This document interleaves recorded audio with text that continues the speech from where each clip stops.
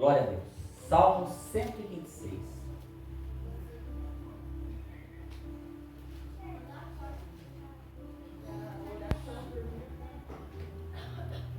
Todos encontraram? Amém. Um passinho aí, no meio da Bíblia. Salmo 126. Nós vamos ler do versículo 1 até o 6. Amém? Diz assim a palavra do Senhor nessa noite. Quando o Senhor trouxe os cativos de volta a Sião, estávamos como os que sonham. A nossa boca se encheu de riso e a nossa língua de cânticos de alegria. E então se dizia entre as nações: grandes coisas fez o Senhor por eles, grandes coisas fez o Senhor por nós, e por isso estamos cheios de alegria. Restaura a nossa sorte, ó Senhor, como as correntes do Negueb. Os que semeiam em lágrimas colherão com cânticos de alegria. Aquele que leva a preciosa semente, andando e chorando, voltará com cânticos de alegria, trazendo consigo os seus feixes. Até aí, amém? Glória a Deus, aleluia. Glória a Deus. Irmãos, eu acredito que todo mundo aqui já sonhou ou sonha ainda com alguma coisa. Um sonho em ganhar na loteria, mesmo não jogando. Geralmente quem não joga sonha em ganhar na loteria, né? Faz plano, fala, se eu ganhasse, eu compraria uma coisa, ajudaria tal pessoa.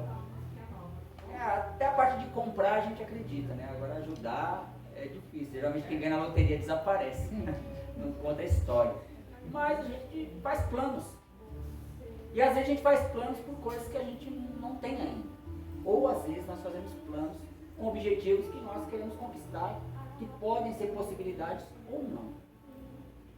As pessoas que estão cantando esse salmo, que o salmo é uma canção, eles estão falando de um momento em que Deus realizou algo grande na vida deles e que parecia que era mentira.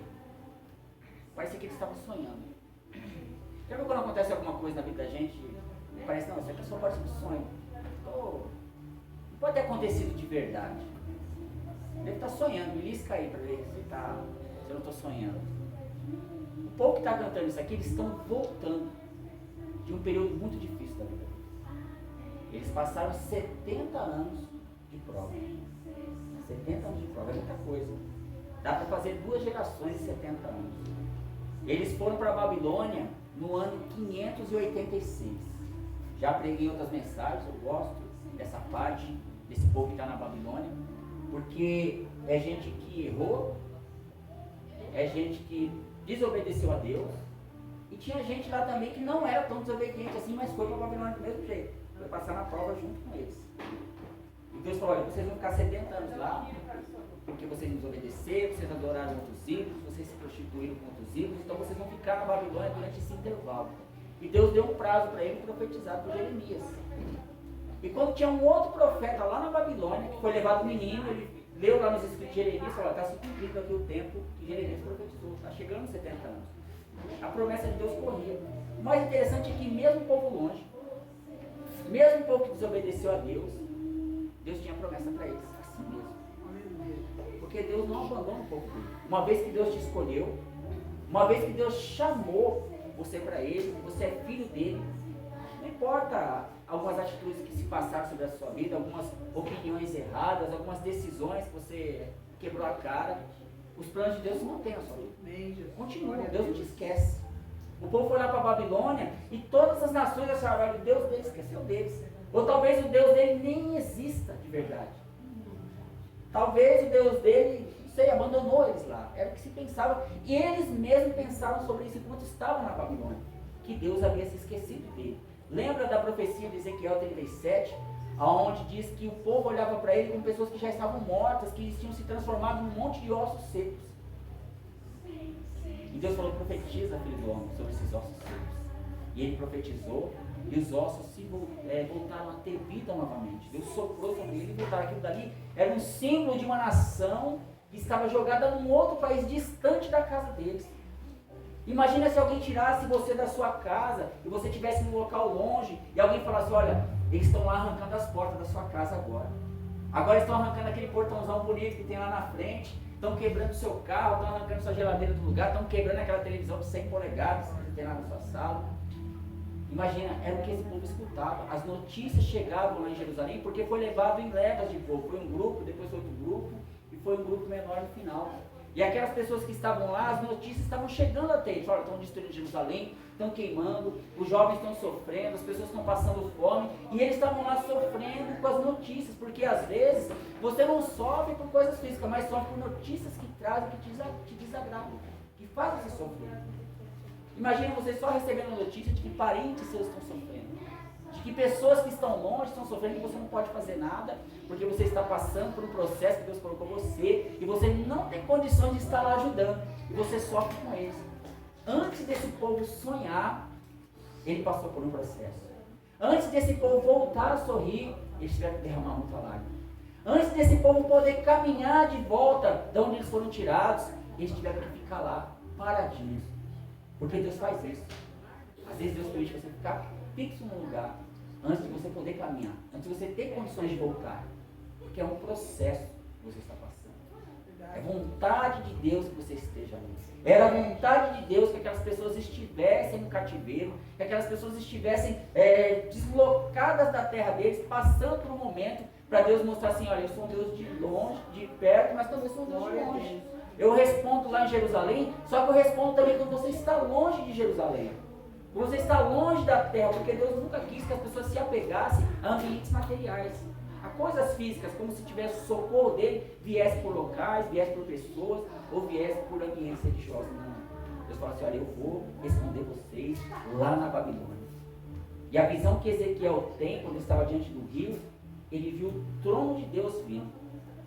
A majestade de Deus chegando. Imagina um povo que é tirado da sua terra, que já tinha acompanhou toda uma história de um reino glorioso, que era o reino de Israel. De repente aquele reino é destruído e eles são colocados na Babilônia, o maior império do mundo. Olhava aquelas muralhas gigantescas, olhava aquelas carruagens enormes, aquele exército gigantesco, toda aquela pompa imperial e eles lá sofrendo. E de repente Deus aparece para o profeta Ezequiel, e quem vê lá nos primeiros capítulos, no capítulo 10 de Ezequiel, Deus mostrando toda a glória dele, e uma terra onde o povo só conseguia ver a glória humana. Muitas vezes a gente só consegue ver a glória do mundo. Fala, poxa, mas tem tanta coisa, como que eu vou competir com tanta coisa? Como que a minha fé compete com tanta glória? E Deus mostrou que o trono dele está onde tem pessoas que acreditam, onde tem pessoas que ainda têm esperança nele, pessoas que ainda querem ser surpreendidas por ele. O tema da mensagem de hoje é que Deus, ele surpreende aqueles que sonham. Quem não sonha, quem não tem planos diante de Deus, não vai surpreender você não espera nada dele. Você não tem planos diante dele, você não tem expectativas diante de Deus. Mas esse povo aqui, tinha pessoas lá que ainda sonhavam em um dia voltar para casa dele. Eles sonhavam em um dia ainda ser restaurado aquela comunhão que eles tinham com Deus lá em Israel, lá em Jerusalém. As notícias eram que Jerusalém estava destruída, as notícias eram que agora quem governava era a Babilônia, era o Império Mundial. E como Deus, ele muda histórias, para Deus não tem maiores reinos, não tem maiores imperadores, não tem maior nada, porque ele é supremo em tudo. Num belo dia, os reis estavam lá festejando na Babilônia, o rei Belsazar, isso é contado lá em Daniel, e ele vê uma mão escrevendo na parede, e aquilo manda uma mensagem para ele, dizendo, olha, você não é o maior imperador, você foi pesado, você foi medido, você está encontrado em falta comigo. E dizem, a história diz que eles estavam festejando, e de repente o rei Ciro, o rei da Pérsia, ele invadiu a Babilônia sem disparar uma flecha. Ele entrou na cidade mais fortificada do mundo, da época, com os muros mais altos do mundo. E ele conseguiu entrar lá sem disparar uma flecha e tomou a cidade. E o rei Ciro era um rei que foi profetizado por Deus 150 anos antes dele nascer. Lá pelo profeta Isaías profetizou ele pelo nome. Quando ele nasceu já tinha uma profecia sobre a vida dele que era para libertar esse povo aqui. Imagina, Deus trabalhando nos bastidores da história para que esse povo pudesse ser restaurado de novo a alegria deles. Deus trabalhando com um fator que eles nem conheciam. O reino da Pérsia era muito distante de Jerusalém, não tinha nada a ver com Jerusalém. Era um reino que estava a milhares de quilômetros de distância. O povo estava lá na Babilônia, longe da terra dele.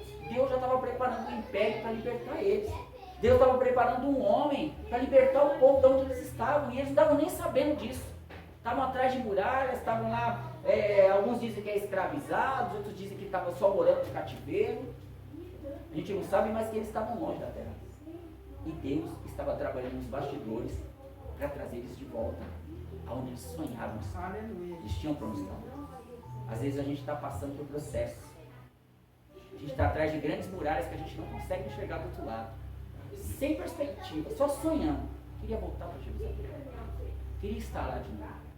O Salmo 137 diz que quando eles estavam lá, as pessoas de lá pediam para eles tocarem uma das músicas lá de Sião para nós. Eles falaram, a gente não pode tocar músicas de Sião. Diz que eles penduravam as harpas dentro do salgueiro, estavam lá só lembrando do que tinha acontecido antes, só sonhando um dia voltar lá. E Deus cumpriu o sonho deles. Porque enquanto eles sonhavam, Deus trabalhava nos bastidores, realizando o sonho. Às vezes a gente está só sonhando, só passando por um processo. E Deus já está preparando alguém, alguma coisa, algo para nos libertar e nos trazer de volta para onde nós sonhamos. Para fazer você caminhar de volta. Então eles falaram assim, quando o Senhor nos trouxe cativo de volta a Sião, a gente estava com quem sonha. Ficaram 70 anos sonhando. 70 anos passando no processo. 70 anos com o desejo de voltar, aquela comunhão, estar de volta na cidade que tanto eles amavam, que era Sião, que era um nome carinhoso para Jerusalém, para estarem lá de volta. Deus preparou a volta deles. Tanto que eles voltaram em 3 etapas. Foi uma etapa que veio com Zorobabel, outra veio com Esdras e outra veio com Neemias. Alguns dizem que a de Neemias veio primeiro de Esdras, mas isso aconteceu no mesmo período. Deus preparou para que eles voltassem para a terra. E eles começaram a narrar que aquilo dali foi para eles como algo estupendo, algo que eles não pensavam que poderia acontecer daquela forma. Superou as expectativas dele. Porque Deus trabalha assim, Deus supera as nossas expectativas. Você está pensando que Deus vai fazer de uma forma, só queriam voltar. Mas Deus preparou muito mais do que eles voltaram. Deus preparou um império que permitiu que eles voltassem a cultuar Deus novamente. Era impossível naquela época, eles foram arrancados da religião deles, foram arrancados do povo deles, achavam que eles estavam escravos, e um rei, um imperador, permitiu que eles voltassem para a terra deles, e deu um decreto que eles pudessem reconstruir novamente os sonhos deles que estavam perdidos naquela terra. Então no versículo 2 ele fala bem assim, a nossa boca se encheu de riso, e a nossa língua de cânticos de alegria. Então se dizia entre as nações, grandes coisas fez o Senhor por eles. Sabe por quê? A primeira coisa que Deus faz, que eu quero pontuar aqui, é que Deus, ele surpreende você, primeiro. Porque Deus pegou aquele povo de surpresa. Quando eles menos esperavam, eles estavam ali diante de um governador que não era tão bom para eles, que não permitia eles voltarem para lá. Deus vai e muda o governo e faz com que ele tenha um imperador bom, que era Ciro, o rei da Pérsia. Não tinha nada a ver com a Babilônia. Era um rei de outra nação, de outro estado. Toma a Babilônia e fala, não, agora vocês podem voltar para sua terra. Podem voltar para lá. Voltem para lá. Existe até um cilindro, que é chamado cilindro de Ciro, contando a história dele fazendo com que os povos pudessem voltar para as nações dele. Não foi só o povo de Israel, outros povos também puderam voltar para as nações dele e cultuar os deuses. Cultuar novamente a divindade dele. Israel é um desses que foi beneficiado por isso daí. Então, a primeira coisa que Deus faz é surpreender você, além das suas expectativas. No versículo 2 diz que Deus surpreende aqueles que te observam também. Porque diz que as nações diziam, grandes coisas fez o Senhor por eles. Deus não só surpreende você, mas surpreende aqueles que estão observando a sua vida também. Porque aquelas mesmas nações diziam que Deus não estava mais com eles. Dizia que Deus tinha abandonado eles, que Deus tinha deixado eles. Alguns dizem que no livro de Naum ainda fala que eles estavam ali zombando deles. Não estavam ali se alegrando com o que havia acontecido com Israel. Mas Deus fez com que a boca de Israel se enchesse de alegria. Com que eles ficassem felizes com aquilo que estava acontecendo e foram cantando de volta para os lares dele. E as nações diziam, olha, realmente, Deus está com eles. Porque chega a hora que as pessoas perguntam, será que Deus está na vida desse povo mesmo? A gente só vê ele indo para a igreja, só vê ele indo, caminhando para a igreja, é Bíblia debaixo do braço, é chuva, é sol, eles estão lá na igreja, mas não muda. Não acontece nada. Está sempre do mesmo jeito, está piorando. Não está acontecendo nada na vida deles. Mas Deus está só trabalhando nos bastidores. Está só preparando as pessoas certas. Está só preparando a hora certa. Só preparando a ocasião certa para abençoar você de uma vez. Para abençoar você de uma forma estupenda, onde as pessoas conseguem ver e falar, realmente Deus está na vida dele. realmente Deus está fazendo coisas grandiosas. Foi isso que Deus fez quando trouxe aquelas pessoas que estavam dizendo, não, me belisca aí que eu estou sonhando. Belisca aí que algo de estupendo está acontecendo comigo. E eles falam assim, grandes coisas feitas, aí eles reconhecem. O Senhor fez grandes coisas para mim. Parece que eles acordam. Falam, realmente Deus está fazendo algo na minha vida. Toma um choque de realidade. No versículo 3, grandes coisas fez o Senhor por nós, por isso estamos cheios de alegria. Mas aí tem um segredo de tudo isso. Deus trouxe eles novamente para Jerusalém. Mas quando eles voltaram lá, tinha uma cidade prontinha esperando eles. Quando eles chegaram, falaram, só chegar agora, tem casas prontas para vocês, palácios, um templo novinho para vocês cultuarem a Deus, está tudo lá, Arca da Aliança, os objetos de ouro, podem cultuar. Não, eles chegaram, não tinha nada disso. Quando eles chegaram em Jerusalém, tinha pedra, pó e cinza. Porque eles encontraram lá. Pedras, pó e cinza. Mas eles já feito grandes coisas, estavam contentes, estavam felizes. Não foram restaurados? Foram. Deus devolveu eles para a terra deles. Agora era a parte deles, reconstruir a terra que foi devolvida a eles. Era hora deles trabalhar. Deus estava com eles. Deus estava no negócio. Mas tem a parte do nosso trabalho. Já viu aquele ditado que as coisas não caem do céu? Não cai uma cidade pronta para eles. Olha, vou te dar uma Jerusalém pronta. Lá no fim da história, nós vamos receber uma cidade pronta para nós. Uma cidade que nós não trabalhamos por ela. Uma cidade que nós não merecemos, que é a Jerusalém celestial. Mas essa Jerusalém que esse povo recebeu de volta, que eles foram restaurados para lá, eles tinham que colocar a mão na massa e trabalhar para que aquela cidade pudesse funcionar de novo. A bênção estava na mão deles. Deus fez coisas grandes por eles, trouxe eles de volta. Agora é hora de começar a reconstruir. Deus, ele surpreende nos sonhos. Porém, tem a parte da pessoa. Fazer com que os planos de Deus funcionem na sua vida. No versículo 4 ele fala bem assim, olha. Restaura a nossa sorte, ó Senhor, como as correntes do Negueb. Sabe o que é as correntes do Negueb, irmãos? As correntes do Negueb é o seguinte. Lá em Jerusalém, nós sabemos que é região desértica. Lá é um deserto. Tem lugares lá que tem locais chamados leitos de rios. Você olha lá, se você olhar para o satélite, você vai ver vários leitos de rios no deserto. Deserto do Negueb. Porém é tudo seco, não tem nada lá. Só que uma vez no ano, dá uma chuva tão forte uma vez, dá uma chuva tão forte, que aqueles rios enchem. A pessoa que estiver lá tem que correr. Já viu locais do deserto onde chove e de repente a chuva de uma vez, as pessoas têm que sair de lá, têm que se afastar, porque senão elas ficam lá presas. Chove, aconteceu isso com um show que fizeram esses dias atrás aí nos Estados Unidos. Foram fazer um show e choveu no deserto. E virou tudo lama, ficaram presos lá, não conseguiram sair de lá. Lá no Negueb acontece a mesma coisa. Uma vez por ano chove. E é o dia do plantio. É o dia que as pessoas têm para plantar. Eles têm que ficar atentos para o dia que vai chover. Então, eles estão falando assim, olha Senhor, restaura. Eles já estão voltando. Eles chegam lá em Jerusalém e dão de cara com o quê? Cinzas, pedra, pó e cinza. Porque eles têm para trabalhar. Porém, ela chove uma vez por ano no deserto. Então, eles estão falando o seguinte, faz agora, Senhor, com nós. Que nem o Senhor faz com a chuva.